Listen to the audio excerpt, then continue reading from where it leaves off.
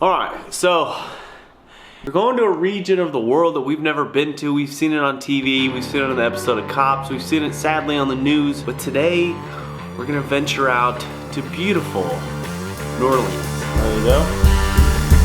Alright, let's go.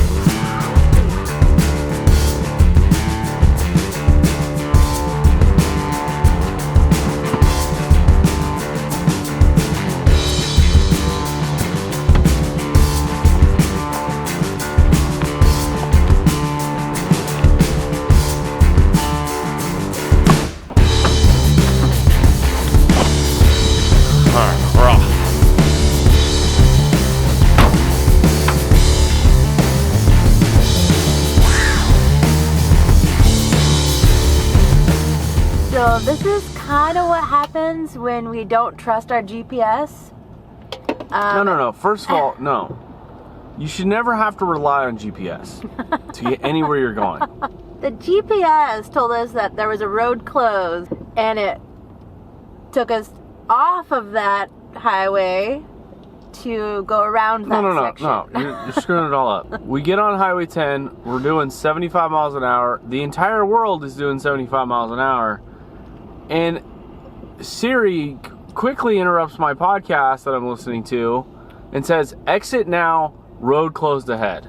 And it starts like directing us towards like the middle of Alabama. We're not trying to head north, we're trying to head west. Screw this, I'm getting back on the interstate because I don't want to drive to Montgomery. I don't want to go through North Texas. I want to stay as south as possible because we have reservations. I want to get to New Orleans tonight. I want to have a baguette and a bourbon on Bourbon Street. You know what a baguette is? And we're in the French district. Anyways, so I get back on the interstate and it's a parking lot. Or excuse my language, it's a parking lot. But the only time the red line popped up is when I was on the road. There were people literally backing up off the on-ramp so they didn't have to get on this road. So we may have made a minor mistake. I disagree. I think traffic's picking up. So we went from doing 0 miles per hour to currently doing 4. I was gonna say 3, but yeah. That's gonna be okay.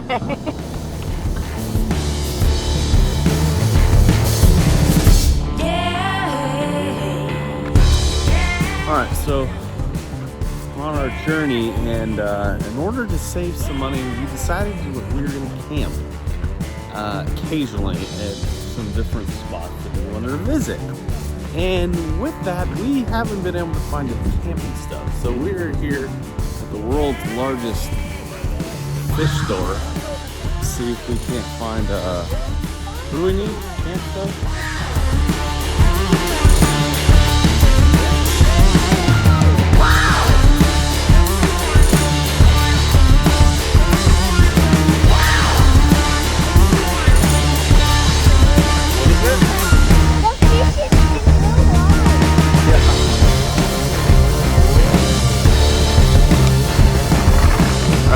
Beautiful parking lot, van, homeless life in it. I wish we had a van. A van would make it so much easier. Oh, hi. Sorry. A van would make this. 100%. We were trying to find a place to stay because we're kind of living on a fixed budget, you know? Like, we're retired and, you know, we're old and, we only have so much income every month. And tonight we're headed to New Orleans, but we're headed to a campsite. And the lady advises us, you know it's gonna rain, right? And we're like, thanks. So we're gonna be wet camping. The good news is we got a stove. We can actually have a hot meal tonight. Not sure what we're gonna cook. But we will figure it out.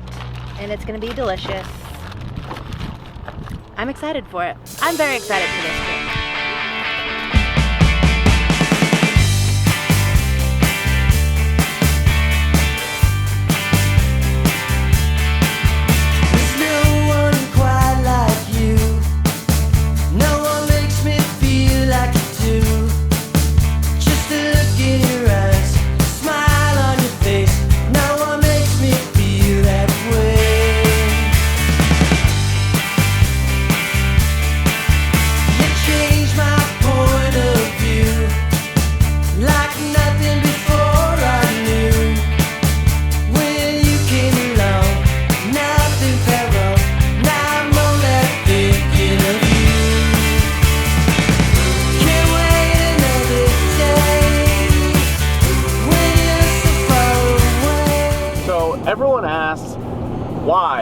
why are we doing what we're doing?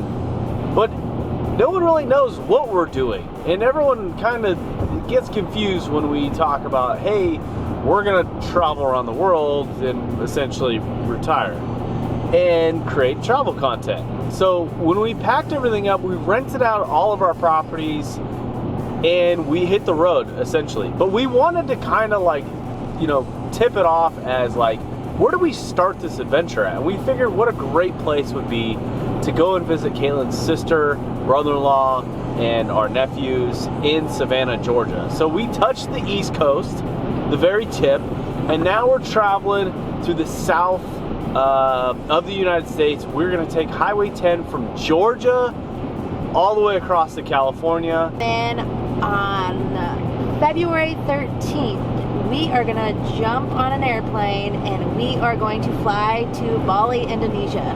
Where we'll spend anywhere from 4 to 8 weeks, and then we're gonna venture kind of, we don't really know. So it might be Thailand, it might be the Philippines, it might be Australia, it might be Tel Aviv, Israel, it might be Saudi Arabia. We don't exactly know or have a direct plan at this very moment.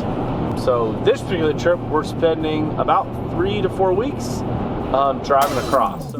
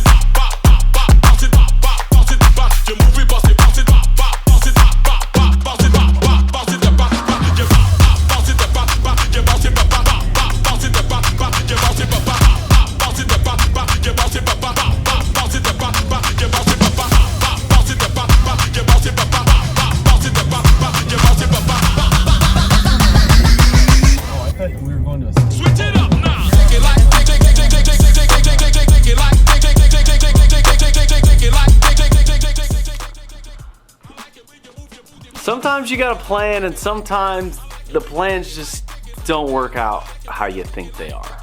When you pull up to your campsite and realize it's not actually a campsite, it's a book by the hour hotel, okay, via tent, okay. Unfortunately, there were some people there who we think what they do is amazing. It's just not appropriate for our little family. So we ventured into the city of New Orleans and looked for a place to stay. And we had a few valuable lessons that any place that will keep your stuff secure costs like 10 times your actual nightly budget. But that's the way it goes. That's what you learn. That's what happens on, these adventures, and you end up staying in a Courtyard Marriott.